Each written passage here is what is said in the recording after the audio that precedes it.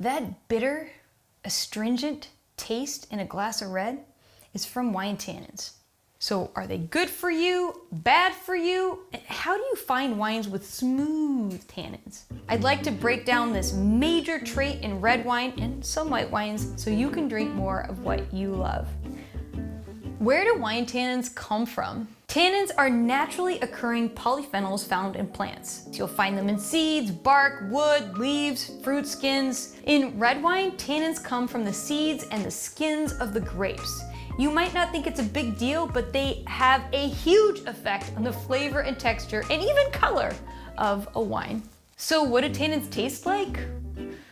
Go grab yourself a wet tea bag and stick it on your tongue. Astringent and often a bit bitter. And because tannins are bitter and astringent, a lot of people think they're bad for you. Wrong! Turns out grape tannins are some of the most powerful antioxidants out there. I'm looking at you, acai. Wine grapes contain compounds like epicatechin, catechin, resveratrol, and quercetin. It's basically like reading the ingredient list of a supervitamin. But I'm not here to drink wine for my health.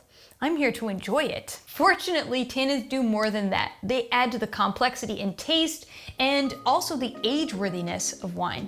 So how do you taste tannins in wine? You take a big old swig of wine and you swish it around all over your palate, and you will immediately start to feel the grip of tannin. Some wines are like super grippy, 80 grit sandpaper, and then other wines are softer with velvety tannins. So you might be asking, how do I find the type of tannin in a wine that I like? Well, there is actually a bunch of factors that affect tannin levels in wine. Everything from the type of grape variety, the ripeness level, the vintage, the region, the winemaking method, the list goes on. So I'll talk about the most obvious things to pay attention to. First things first, we've got grape variety. Some varieties have less tannin than others. Generally speaking, you'll find Pinot Noir, Gamay, and Cinsault tend to have lower tannin. On the other side of the spectrum, you'll find grapes like Cabernet Sauvignon, Tempranillo, and Tannat.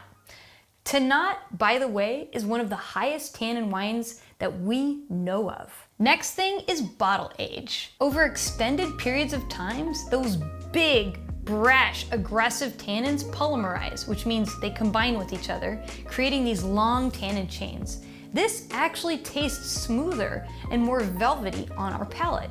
And this is why aged wines tend to have smoother tannins. Finally, winemaking can greatly affect the taste and texture of tannin in wine. Now, there are a myriad of different techniques that winemakers can use, and I'll give you the most obvious ones you might find on a wine label or in a wine tech sheet. Stem inclusion. This is when we have whole bunches of grapes thrown in the fermenter with the stems, and the stems themselves have astringency and tannin in them. This is commonly practiced with grapes like Pinot Noir and Syrah. And another term you'll find on a wine tech sheet is racking. And that's when we take wine from one barrel and transfer it into another barrel. In that process, a little bit of oxygen exposure occurs in the wine, and that causes polymerization in those tannins, which makes them taste smoother and more velvety. Finally, we have oak. When you see new oak for 6, maybe 12 months in a wine, you can expect more tannins to be added to the wine. If you see used and neutral oak or wine aging in oak for a long period of time, well, you can expect, again, a little bit more oxygen exposure and that polymerization of the tannins, which taste smoother and more velvety. So how should you feel about wine tannins?